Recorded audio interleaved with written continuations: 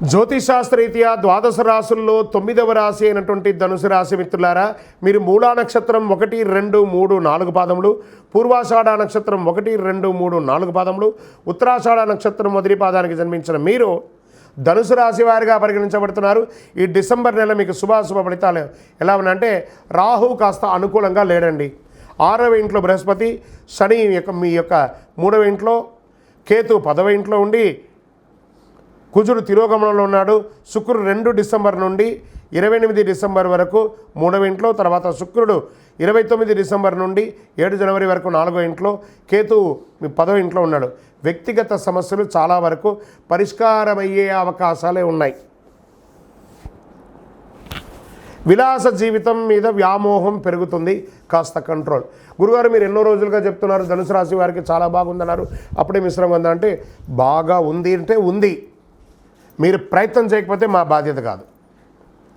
నాకు తెలిసి ఎవరెవరికి చెప్తున్నారో వాళ్ళందరూ వ్యక్తిగతంగా ఉన్నత స్థితులకు వెళ్తున్నారు. ఆ ప్రయత్నాన్ని పెట్టుకొని ప్రేమించే ప్రేమ జంటకు ఇది కాస్త ఇబ్బంది, పెద్దవాళ్ళని ఇంకా చెప్పించి పెళ్లి చేసుకోవడం మంచిది.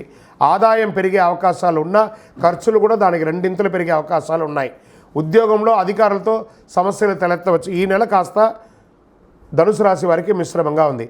కార్యాలయంలో పనిభారం పెరుగుతుంది. సహ ఉద్యోగాల సహకారం మాస ద్వితీయంలో బాగుంటుంది. కొందరు పరిమిత పదోన్నతులు, వేతనాలు పెంపు వంటి ప్రయోజనాలు మాస ద్వితీయంలో పొందుతారు. వృత్తి వ్యాపారాల్లో రహస్య శత్రువులు ఉంటారు, జాగ్రత్త. ఆర్థిక వ్యవహారాలు లావాదేవీల్లో ఎంత జాగ్రత్తగా ఉంటే అంత మంచిది. ఇల్లీగల్ సబ్జెక్ట్స్ ఎందులోనూ ముట్టుకోకండి. అది ఏ రకమైన ఇల్లీగల్ అయినా కూడా దాన్ని చేయకండి, దానివల్ల మీరు దొరికిపోతారు, జాగ్రత్త. వ్యాపారంలో పురోగతికి అవకాశాలు ఉన్నాయి. పరిశ్రమలు మాస ద్వితీయంలో చాలా బాగుంటుంది. ఆదాయం అనుకున్న దానికంటే ఎక్కువ వచ్చే అవకాశాలు ఉన్నాయి.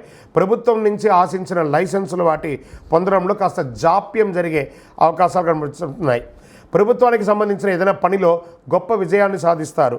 నూతన ఉద్యోగరీత్యా చేసే ప్రయత్నాలు మాస ద్వితీయంలో ఫలిస్తుంది. ప్రముఖులతో పరిచయాలు ఉత్సాహాన్ని ఇస్తుంది. డ్రైవింగ్ చేసేటప్పుడు చాలా జాగ్రత్తగా ఉండాలి.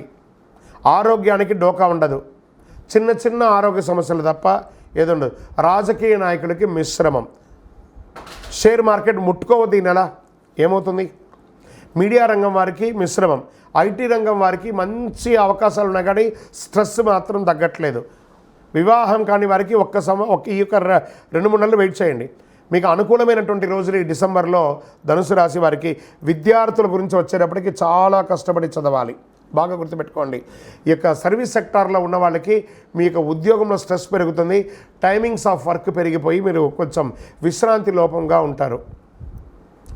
అనుకూలమైనటువంటి రోజులు డిసెంబర్ 2, 5, 8, 11, 14 బాగుంటుంది.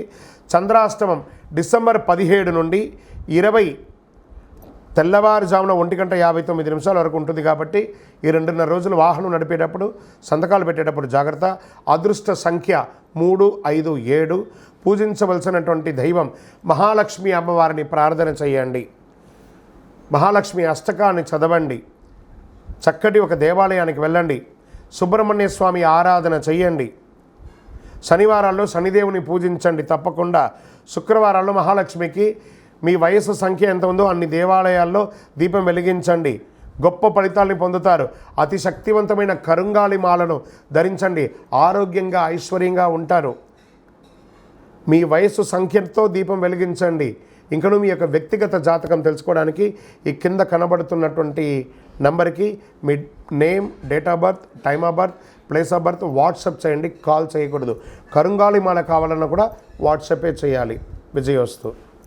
ఈ యొక్క ద్వాదశ రాశి ఫలితాలన్నీ పొందినటువంటి మన ఛానల్ ప్రేక్షక మిత్రులందరికీ కూడా శుభాకాంక్షలు.